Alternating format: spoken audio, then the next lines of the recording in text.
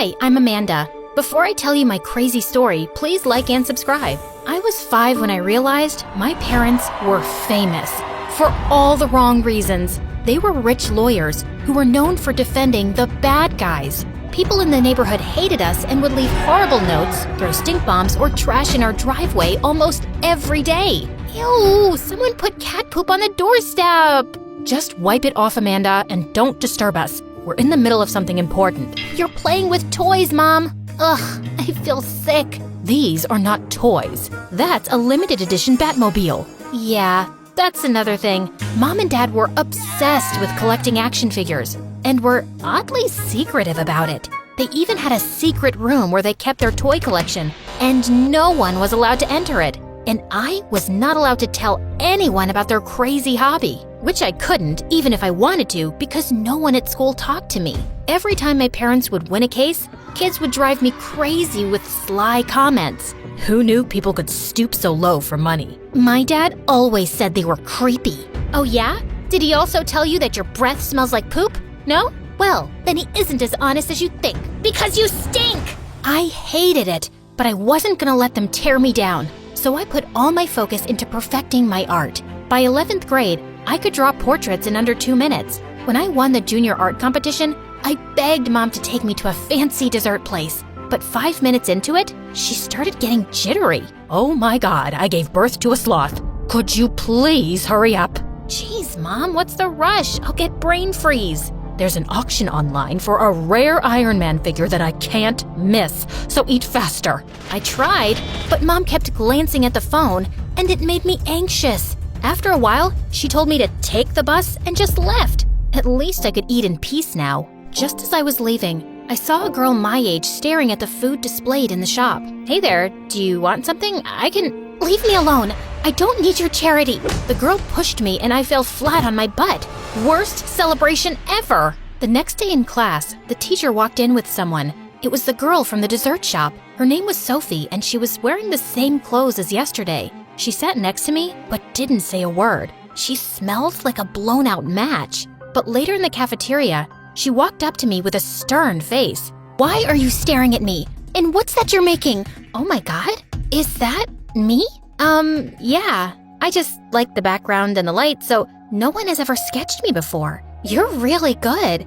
Can I keep it? Of course. Sophie and I got talking, and it turns out she was actually really sweet. She told me her dad worked abroad and she lived with her aunt here. I miss him, but it's not all bad. Well, I live with my parents, and trust me, you're not missing out on anything. We started hanging out, and I was glad to have finally made a friend. One time in class, I'd just gone out to grab something when I saw Sophie going through my art journal. Hey, no one's allowed to see that. You have a whole comic book planned out? You'll get this published, right? No, it's just random scribbling. Well, your call. But I think the world needs to know how talented you are. Sophie's words encouraged me, and I took a week to make some edits before finally submitting it to a big comic publisher. I waited a month, but I got no response. It was a long shot anyway. But then one day, when I got to school, everyone crowded around me like I was a celebrity. Amanda, you did it! Your comic became a hit overnight! They published it! You've got to be kidding me! Apparently, the publishers loved my comic and they wanted to sign a contract with me for $2 million. When I told my parents, they thought I was joking, till they actually saw the contract. I didn't know you could draw like that, Amanda. You would notice if you weren't so busy playing with your toys. After that, my parents started giving me a lot more attention. They got me a new sketching set and would spend hours discussing ideas, which were mostly useless. You should make your own superhero who can make frogs rain from the sky. Imagine having an action figure like that. How cool would that be? Yeah, no thanks. I'll figure out something. But in reality, I was struggling to come up with ideas. With the publishers on my back asking for a new manuscript, the pressure was building. One day, I invited Sophie over to help me out. We brainstormed for hours, but my mind was just blank. I'm tired and starving. Stay here. I'll bring some snacks. I rushed downstairs, but when I came back, Sophie wasn't around. I kept searching for her till I saw her in Mom and Dad's secret room. Whoa, I didn't know you liked superheroes this much. Yeah, it's for inspiration. Come on, let's watch some MSA. Maybe that'll help with ideas. But just as we turned, Sophie's arm hit one of the figures and it crashed loudly. Within seconds, I could hear Mom screaming as she came running. What did you do? Do you know what that's worth? I'm sorry, ma'am. I didn't do it You're sorry? Who's going to pay for this?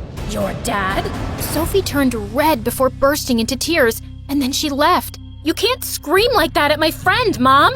Your friend just ruined something precious. That's it. No more bringing friends over. She's literally the only person who talks to me. God, all this over a dumb toy? You guys are the worst! I stormed off to my room and called Sophie to apologize, but she didn't answer. And when she didn't turn up for school the next day, I pulled a few strings and got her home address. And I was stunned to see that she lived in a mansion. Why did she act poor then? Amanda, what are you doing here? I just wanted to check up on you. I didn't know you were so rich. I'm not. My aunt is. Listen, I am so sorry about Mom. My parents get crazy about those action figures. Seriously, they love them more than they love me. Don't ask me why. Wait, those aren't yours? Your parents collect those toys, like kids? Are they crazy? Sophie suddenly burst out laughing, and I felt a bit angry. I know it's weird, but they're not crazy. I just came here to apologize. I'll leave. I'm sorry, I didn't mean it like that, but look at the bright side. This is the perfect comic book material. I'm sure it wasn't easy growing up with them, so why don't you write about that? I have to agree. My life is kind of like a roller coaster. So use it. Also, do you think we can move past this whole thing? In a heartbeat. I started working on the new comic based on my childhood. I changed the names and made a few things different just so no one would know it was a true story. And when I gave it to the publishers after a month, they loved it and wanted to release it immediately. I was super happy. But then a week later, I came home to find my parents with my manuscript. How did you get that? We have connections. What were you thinking? Dragging your parents through the dirt like this? You can't write anything without running it by us. Surely we told you that. 1, no you didn't. And 2, that's ridiculous. Please give that back to me. Nuh-uh. You're talking all about your childhood with your weird parents obsessed with their toys? You can't publish this, do you understand? No, I don't. And also, I don't understand why you'd neglect your own child for dumb toys. And why you won't stop fighting for criminals. Because they pay the big bucks, okay? And we can feed you, afford your expensive school, and art supplies. I don't care about your money. I can make my own. Now please, give me back my drawings. But they simply turned around and left with the manuscript. I spent days searching for it everywhere, except the secret room. After Sophie broke one of their pieces, they'd changed the locks. I was still thinking about how to get in there when the next day at school, Sophie came running, panicked. OMG, Amanda, you've got to see this. She showed me the news about a gang the police were after who smuggled illegal substances worth millions in action figures. I was speechless. Do you think your parents could be involved? I don't know. I know they're weird, but I don't think they're criminals. But they're always so jumpy and secretive about the action figures. Of course they're hiding something. We have to tell the police. Just slow down, will you? I need to think about this. I couldn't just call the cops on my parents. I decided to talk to them about it. But later, when I walked into their room, I saw Mom shredding a bunch of papers that looked like my drawings. Oh my God, what have you done? It took me months to make that. Amanda, listen. No, Mom, you listen to me. I'm done, okay? You will pay for this. I was so mad that I decided to do exactly what Sophie said. Punish my parents. I went to the police station to tell them about the action figures, but chickened out the last minute. But an hour later, the police showed up at our doorstep with Sophie. Sophie, what are you doing? Your parents are liars and crooks, and people need to know that. Isn't that what you wanted too?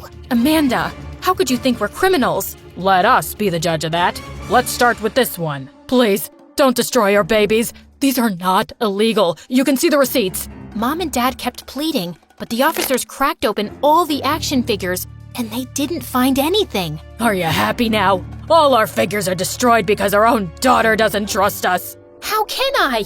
You're always so weird about a bunch of toys. So much that you forgot you had a real daughter who needed you. That's not true. And for the last time, These are not just toys. They were the rarest, limited edition collectibles worth a fortune. We didn't want someone to rob us or even ruin them out of spite. There are plenty of people who hate us. That's why we always told you to keep it a secret. Shut up! How is this possible? You're guilty! I just know it! I won't let you guys get away with it this time! What do you mean, this time? Your evil parents put my innocent dad in jail and got the real culprit off! And I have to live with my awful aunt who makes me do house chores all day long so I can study in a good school. Wait, is that why you became my friend?